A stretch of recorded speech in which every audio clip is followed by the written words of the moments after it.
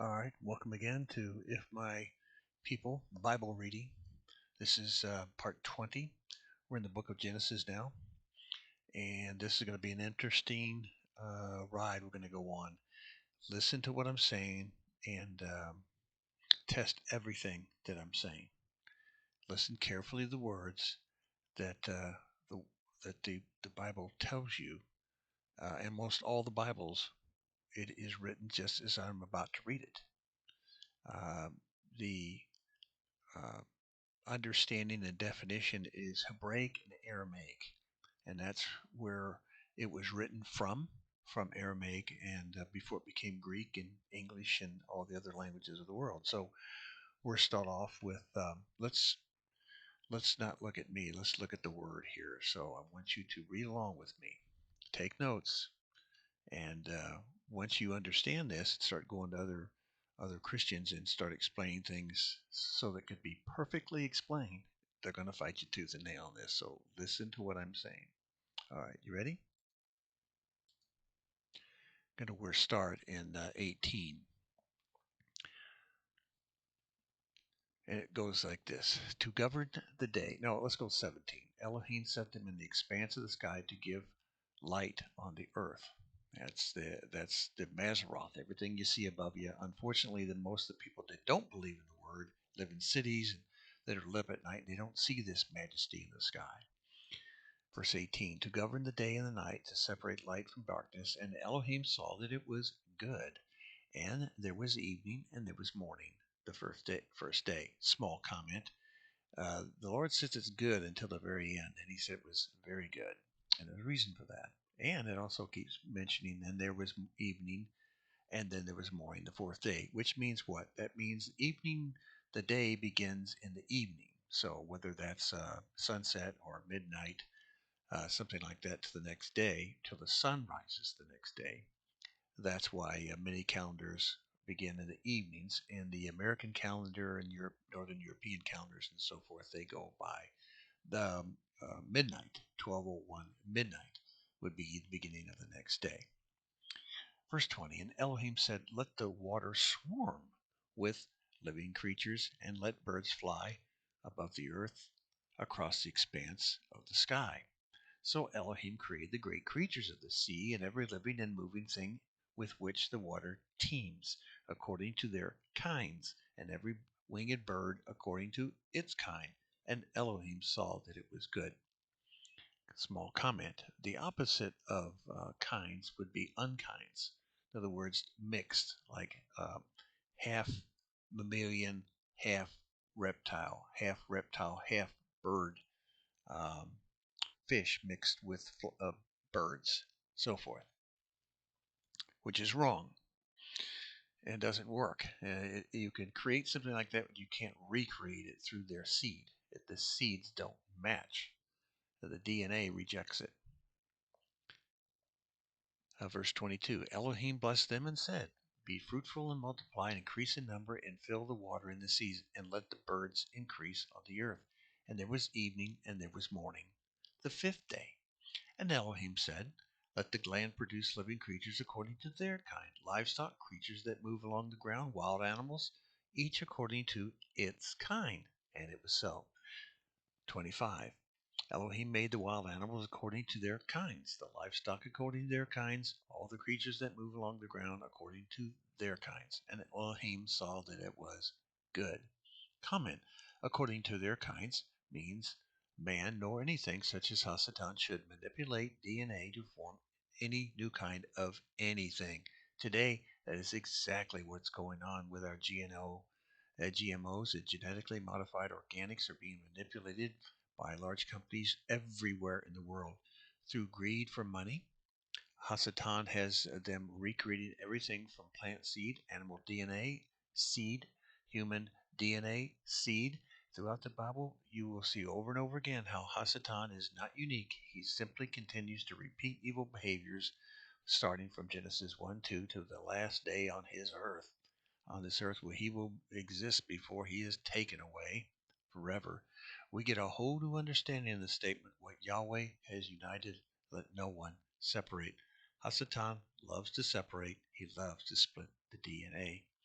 Then Elohim said, back to the word, verse 26, let us make man in our image, in our likeness, um, and let them rule over the fish of the sea and the birds of the air, over the livestock, over the earth, over all the earth, and over all the creatures that move along the ground. Genesis 9:6 takes you back there. So, in comment, think about what you just read. If he's wanting man at this point in life to take over all on earth, was there anyone else that was in charge at that time over the animals, over all the striations and the tens and billions and trillions of animals that existed throughout life as the expanse of these stars were spreading out over the universe? Makes you think. 27. So Elohim created man in his own image, and in the image of Elohim he created him, male and female, he created them. Comment. Now, originally, to be in the image of Yahweh is to be perfect, without any sin or blemish. And also pay attention that he created him, male and female. He created them. Verse 28. Elohim blessed them and said to them, be fruitful and increase in number. Replenish the earth and subdue it. Many Bibles have changed that out, and they'll readily admit to it. They originally changed it to fill the earth, but saying it's the same thing. Is it? Back to the word. Rule over the fish of the sea and the birds of the air, and over every living creature that moves on the ground. Comment. Let's go back to that key word. Replenish. Not plenish, not fill. To replenish is to replace what was, or to refill or replace what was. In other words, something was there before that, and it was taken away, moved, died, no longer there. So if you want a fish tank to be refilled with fish, you take an empty tank that was formerly filled and you refill it with what you want in it. Interesting. Something was there before this command, something that actually visible in diggings, finding great creatures that lived in the sea and on the land. We can still do that today. Dinosaurs, great lizards, etc. Elohim commands man and woman to fill the earth and to have children. Now, when you see any archaeological diggings of incredible evidence of life on earth long before Adam and Eve, you can become a better witness to others and bring them to the good news, the gospel, with stronger faith.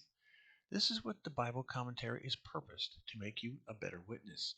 Since Hasatan uses today's scientist, and they use that word a lot, science, and lab researchers to manipulate DNA, the seed of man and all animals and all plants, does it make sense that he could also have done so in the days before Adam and Eve, during the time of Noah, and the purpose of what the Father did as a result?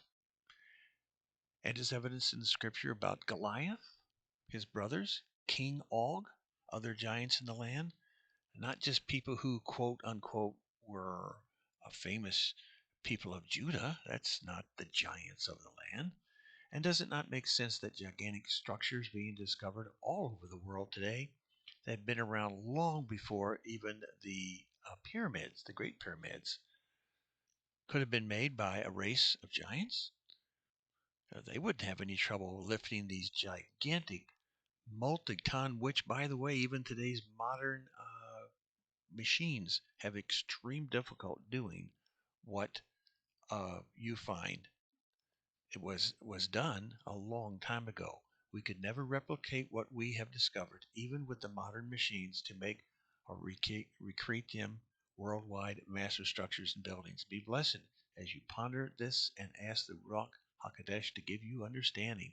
This is the first remnants that survive to continue into the next earth age to come. Test the scriptures and test our commentary. Don't just take our word for it. Let's go back to our, and we have a little ways to go. Now that was a tough one. Um, I want you to understand that we're not going to take this lightly. You're going to have to spend some time on this. You have been told the exact opposite in Bible schools. And remember, the Bible schools from 2,000 years ago on, they're the ones that told you the earth was flat. Was it the people who were sailors who would say, well, I've got Phoenician records and so forth showing that thousands of years ago America was discovered.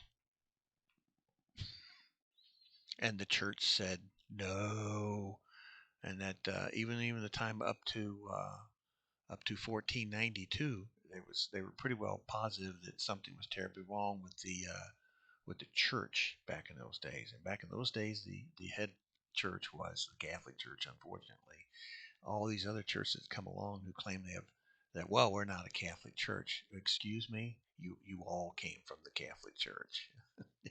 You broke off for 30,000 different reasons, but you did. And now the Catholic Church has dozens of different types of belief systems. Um, with that understanding, we'll keep going because this is just the beginning. As we get to the end of the Bible and Revelation, you'll be very comfortable with what we're telling you here in the comments. But for now, I can understand the skepticism. I was skeptic too for about 30 years before I finally woke up and the Ruach just pointed things out. If you keep asking the Ruach to give you an answer, you'll get an answer. You will. Verse 29. Then Elohim said, I give you every seed bearing plant on the face of the whole earth and every tree that has fruit with seed in it. They will be yours for food. So you ask yourself, well, what are you supposed to eat in life? That's the big, gigantic arguments that you hear today. Well, we're not under the law. And I read the deal about the big sheet, and Peter saw the big sheet, and all kinds of it says, eat everything in the big sheet. The animals in the big sheet, Sheet, were peoples. Cultures has nothing to do with critters, has nothing to do with lobsters and shrimp and so forth. And we'll get into that at least 100 times here because so many people who are Christians, who, by the way, have weight problems as a result of their non-kashrut kosher eating styles. Well, if you cook everything, all the bad stuff is cooked out of the pork. Really? So if really you still going to believe that one? Let me put it this way. Try to make it easier to understand. Younger people will understand this better than older people. Why would anyone want to eat the? Why would anyone want to eat crustaceans, shellfish, uh, fish with mouths that point down like catfish? Um, any animal on the face of this earth that is a filter. A catfish is a filter. Carp is a filter. Lobster is a filter. Shellfish is a filter. Um, Crabs are filters. They keep our estuaries and waterways clean. And if they're dirty, flowing from the top of the mountains to the bottom of the ocean, they are at the estuary edges and they consume the filth that man and animals have put into the river system. And as a result of that, they are cleaner. They clean things.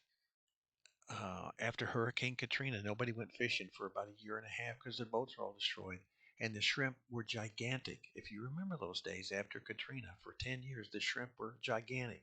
They were on sale, always to be eaten, um, because they were so huge and they were on sale, and there was numerous of them. They were numerous because they were cleaning the oceans and the estuaries and the rivers and the streams, and it was great for mankind. The shores were cleaner, the sand was cleaner, the beach was cleaner, everything was cleaner. And then we got back into destroying so much of that, and so that's what I'm talking about here. Uh, we want to not eat things that should not be eaten. It's not kosher, not kashrut, because they keep the waters clean for this earth because man was put in the Garden of Eden with Eden to Adam and Eve were put in the garden to what? Take care of the garden. Okay, we'll start again. next time.